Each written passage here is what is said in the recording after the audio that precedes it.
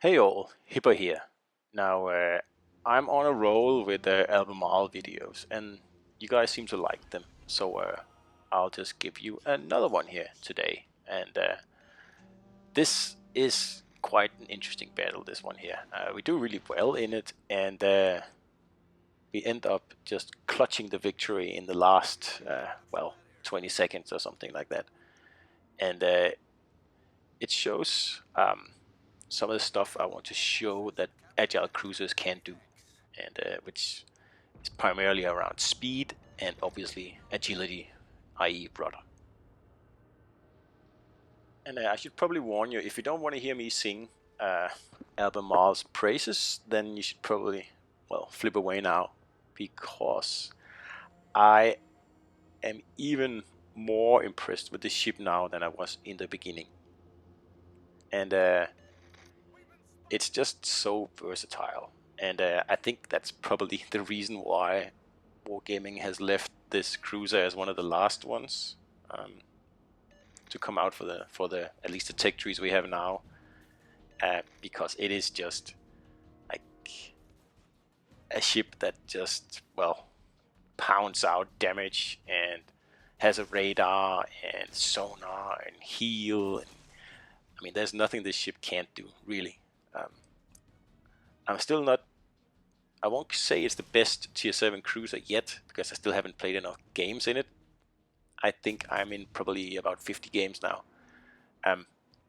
But I am positively surprised about this ship. It's really good.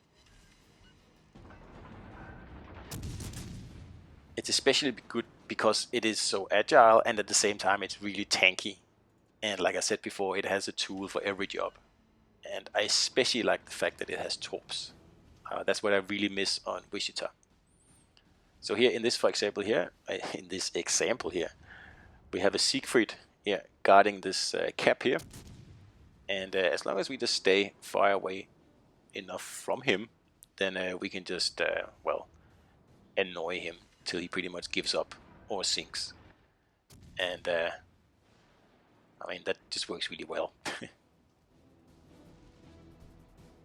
Now, what I'll be doing here in the next few minutes here is like a classic agile cruiser cap attack. And it is pretty much just staying in open water, not behind an island. Leave that up to the cruisers that are built for that. And just pound the enemy constantly with in this case HE. And pretty much just going in circles is the best way of doing it, and that way you're always in motion, and you're always a hard target to hit, and you're always spotting, and you're always tanking, because usually the enemy is shooting at me all the time. Like in this instance here, this Siegfried really wants to citadel me, and I am like kind of just teasing him with my broadside here, and then once he fires, I slow down and turn very sharply, and he gets nothing out of that. So that means he has to wait another 10 or 20 seconds, actually, in this case here. And this is how you wear down defenders like this. And really the only thing he can do is to rush me. And if I was him, I would probably do that, because he does have torps. And see here again, I'm showing broadside, because now is about the time that this guy is ready with another salvo. And again he shoots, and again he misses. So that's, yeah, I can keep doing this forever. And at the same time, I keep racking up my damage here. I mean, I'm out DPing this guy by a huge margin. And as long as he doesn't have any help, then I'm going to win this battle here, no problem. And I can see that he's actually retreating a little bit now, so I'm going to push in now. At the same time, trying to avoid his shells again.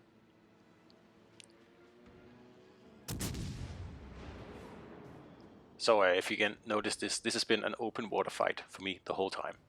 And that's what I always do in my cruisers, and that's the way I like it. I don't know anything worse than sitting behind an island like what this Siegfried here is about to do. He thinks that getting in there and defending the cap is the right move, and it probably is. But if he had some backup, that would probably work. But just him versus me is not going to work. I've already taken 2/3 of his health, and he's taken a tiny sliver of mine. So he has finally realized that this is a losing battle, and I will end up burning him to death. So he'll have to run away and leave the cap to me, which is exactly what I want. And again, like, the way we achieved this was by open water, cruising around and not getting hit, and using our agility to our advantage, and making sure we spot and tank at the same time gives us lots of nice XP. And that's really the core of agile cruisers. As you see, I've been the first ship in the line pretty much the whole time, and the other guys over here on this side of the map, they've pretty much all been hiding behind a rock, and they left me to get shot at. So again, we're just gonna trick this King George here. He does get a few shots in, but it's not bad. So I'm just gonna try to get into cover now so I can cap in peace and quiet. I just want to get in just a few more shots here. So we do have a problem now, because we have been totally slaughtered over at the other flank. So everything depends on us doing well on this flank here. And as it is right now, everybody's following me in, and that's just not the way to do it. I mean, like MetaJerk, the other YouTuber, says, and I really like this thing he coined here, is like, go where your team isn't. And that means for everybody else around here, don't go where I am. So go somewhere else, set up some new lines of fire, do whatever you have to do to assist me, but don't go where I am. Usually that's not a great move. So now we have the enemy team has taken the lead, so we'll have to do something now. And I just need to get this cap so I can actually get out of here. And as you can see, nobody else is doing anything. They're all waiting for me to make the first move. And again, that's pretty normal for an agile cruiser. I mean, you are usually leading the charge, and that's why you need all the agility you can possibly get. And that's why I also level my commanders as high as I can possibly get them. And here I overshoot the cap. So perfect. This is taking way too long. So I'll reverse back in. And you can see the enemies are just waiting on the other side of this island here. So we really need to get moving. Or I need to get moving, because nobody else is getting anything done. Alright, so we're almost there now. Just another 10 seconds or something left. So I'm gonna put this thing in drive, forward gear again. And then I'm just going to push around this island here and challenge that King George and the secret that's just around the corner here. So we finally kept this cap here, and we can actually get into the battle now. And it's taken way too long because nobody else has moved at all. And we're pretty lucky we haven't been overrun by the enemy team. So this King George is almost done for, so I'm just going to take him on. I don't really care. Surely I'll be able to take him out before he even gets a salvo off. Or perhaps he gets one salvo off, but that doesn't really bother me. And now I want to take out that secret from before. I know he's hiding just up here to my right. And as I said before, I'm so happy this cruiser here has torps. I've only played this cruiser like probably 50 games, like I said, but the amount of cruisers I've torped is a lot already. There's nothing better than torping a Baltimore or a Siegfried like this when they're hiding behind an island thinking they're safe, and just come flying around the corner and take them out. So we are suddenly we've suddenly taken out 3 of the enemy ships in a very short time. So we are doing better now. But as you just heard, the enemy is still ahead. But that's okay. We are going ahead now. And as you can see, everybody else was waiting for me to push, and then now I'm pushing and everybody's following. At least that's a good thing, because I hate pushing alone. So and I also noticed this lonely Amarji out here that's almost dead, so we'll just see if we can't get him out of the equation quickly and then cap after that, which will be perfect, because then it's another easy kill. And, I've pretty much been cleaning up a little bit here. I haven't really taken a lot of hit points other than from the Siegfried in the beginning. So just missed out on the Amarji kill there, and of course that would have been a Kraken had I gotten that one. But so we have a Bismarck moving in here, and my torps aren't ready, so I'll have to just pass a little bit of time before I can really take this guy on. And with the recent buff, Bismarck is more of a threat now, I think, provided he actually shoots at you, of course, which this one doesn't seem to think is important. Like, it seems to me that like it's more accurate, which makes sense because it was the accuracy were buffed by 3%, I think, and it's a little bit harder to actually dodge its shells. It's still a lot easier than pretty much any other battleship, but I can feel there's a difference. Yes.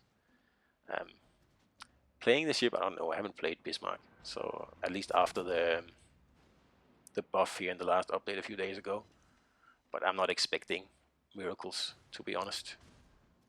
So we'll just hit bow in here on this guy here, just to mitigate most of his secondary barrage there. And of course I'm trying to set up a torp run here, but he gets taken out before I can actually do that. So next we have an Indianapolis here, and as you can see, I just switched to armor piercing because he is in a perfect position, and honestly I'm not really sure what he's doing, but it gives me a chance to test out the AP here, and it's great. As you can clearly see, you don't get all the annoying overpins that you do in Cheshire and Exeter. In Albemarle, the AP is absolutely outstanding. The damage isn't that high, it's 4,500. That's actually a bit on the low end. But I mean, once you shoot that stuff, it hurts. And citadels are quite easy to get with this ship. It's very consistent, and that's one thing I value, is consistency. So anyway, we only have a tiny little bit destroyer left here, and I know exactly where he is. He is up here. He is capping because I can see the cap getting capped. And I'm just steaming full speed ahead because we need to kill this guy if we're going to win this game here, because they are ahead at 850 points and we are only at less than 500. So I'm just going to wiggle a little bit here to get the angle correct and just slide through these torpedoes here. And I'm just going to save my radar until I'm absolutely sure I'll be able to get this guy. Of course, there he is.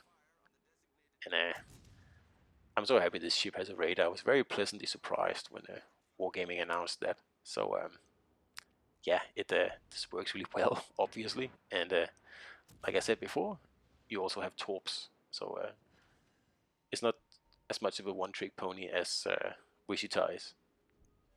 And I said in the original first look that Wichita was tankier, but I'm not really sure about that anymore. Albemarle is very tanky. So no one else got a shot in at this destroyer here, so I'm just gonna keep rushing him because, like I said, I have nothing to lose. I have to kill this destroyer, and I have to do it in the next 45 seconds. Of course, there's going to be torps coming, but I am prepared for that. And there they are. So we just used our agile build here to turn very, very sharply and manipulate the throttle so we get in between the torps there. And there we have him, and he is ripe for a HE shot there. And the target was very happy. So that was another Albemarle battle, and I've said this a lot of times now, but I'll say it again. I can wholeheartedly recommend this ship. Go get it if you haven't done that already.